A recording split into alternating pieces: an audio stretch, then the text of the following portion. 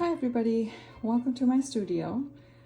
Today I thought I'll share with you how I practice roses.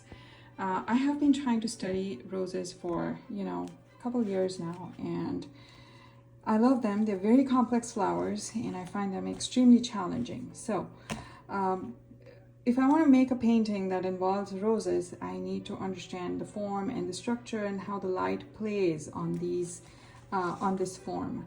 So it's important to practice these. So how do I practice, right? I have to practice often, okay? So what I do is, I love this surface. It's an oil primed linen, and you get these as, sheets just like this.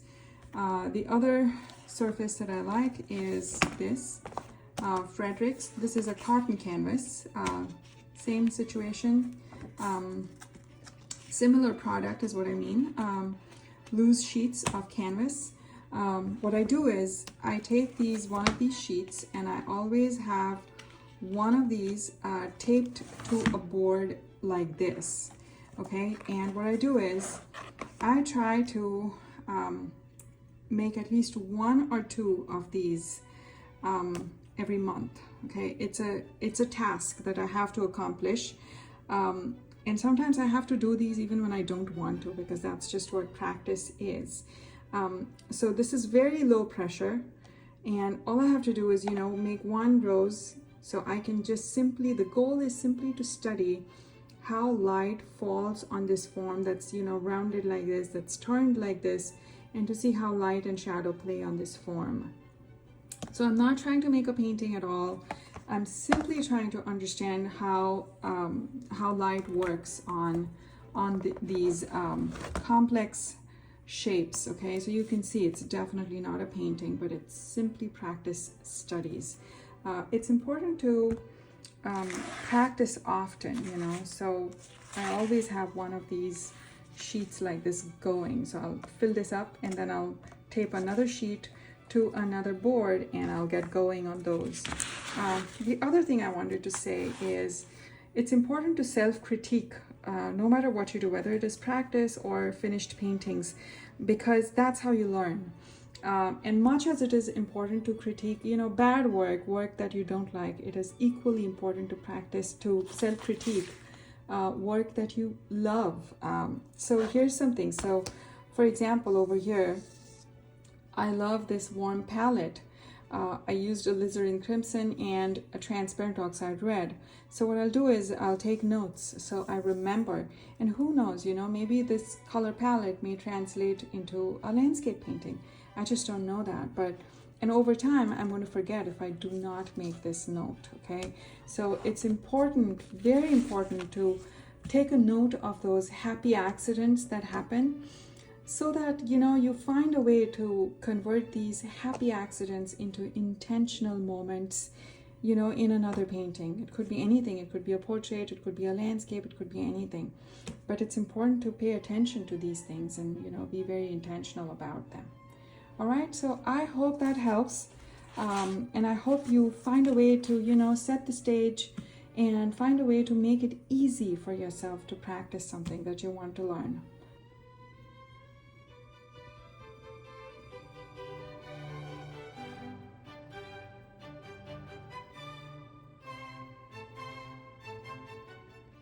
And these are some of my, finished paintings that I love.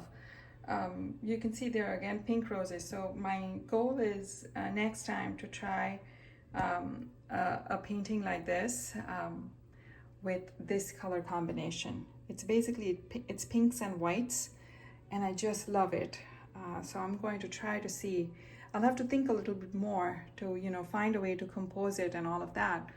But you can see how these are more thought out, right? Clearly. But really hope this helps you. Plan your work and find effective ways to study, because most of painting is practice.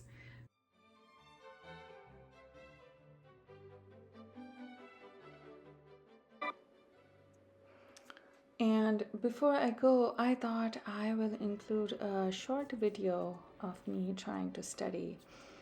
these roses. As you can see, it's a piece of canvas that I have taped to the board, and it's very low pressure at this point, and I'm not even trying to make a painting, honestly, but it's just pure practice.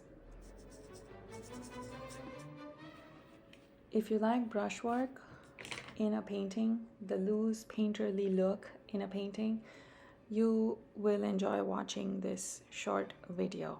You can watch me make these marks very, very carefully, and just by placing lights and darks next to each other, you can see how it gives the appearance of a rose. So be sure to watch till the end.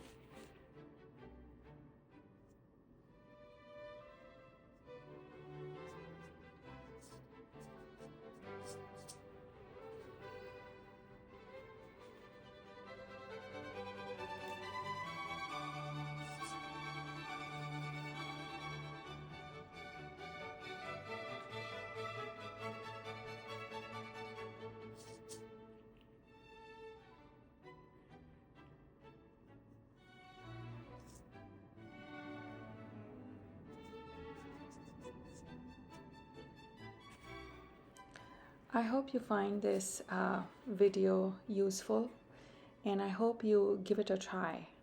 Of course, please let me know in comments what you think, or if you have questions, and I'll do my best to answer them. And if you like watching such videos, please like and subscribe to the channel. I will see you in another video. Until then, happy painting!